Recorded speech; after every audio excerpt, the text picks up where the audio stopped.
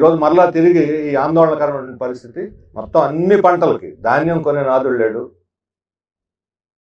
మిర్చి మార్కెట్లో 13,000 ఉన్నప్పుడు 11,700కి తగ్గితే మేము కొంటాము అని సెంట్రల్ గవర్నమెంట్ చేస్తే ఒక పెద్ద విజయం కదా, టపాసులు పేల్చారు ఇక్కడ ప్రభుత్వం వాళ్ళు కూడా. అభినందించి తీర్మానం చేసి పంపించారు కేంద్రానికి. వాళ్ళు ఆ ప్రకటన చేసిన మరుసటి రోజు నుంచి 9,000కి 8,000కి పడిపోయింది మిర్చి మార్కెట్లో. వాళ్ళకేం చెప్పారు రైతులకి, మీకు మిగతా 2,700 వాళ్ళు చెల్లిస్తారు, పర్లేదు మీరే ఆందోళన పడబాకండి అన్నారు. 11,400 మీద జీవో లేదు, మెమో లేదు, నిధులు లేవు, అసలు వాళ్ళ మీద లిస్టే లేదు, రైతుల లిస్టే లేదు. ఈరోజు వాళ్ళు వీధుల్లో పడి రైతులు దారుణంగా నష్టపోయి లక్షల రూపాయలు పెట్టుబడి పెట్టి నష్టపోయి అప్పులు పాలవుతున్నటువంటి పరిస్థితి మనకు మిర్చి కనిపిస్తుంది. అలాగే మనకి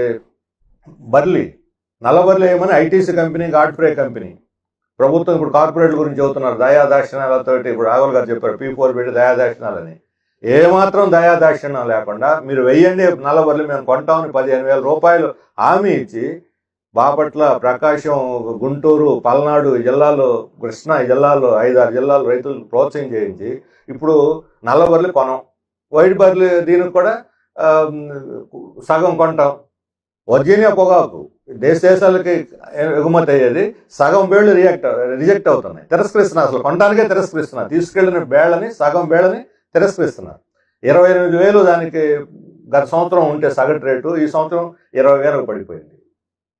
మరి ఏ విధంగా రైతులను ఉద్ధరించేటువంటి చర్య ఇది? కార్పొరేట్లను ఉద్ధరించే చర్య, రైతులను ఉద్ధరించే చర్య. కాకులను కొట్టి గద్దలకు వేసినట్టు కోట్లు వాళ్ళకి కట్టబెట్టి వాళ్ళు ఏదో 10 పైసలు 20 పైసలు వేస్తే నేను P4 పెట్టి పేదలను ఉద్ధరిస్తానంటే ఇది న్యాయం అని చెప్పి అడుగుతున్నాను.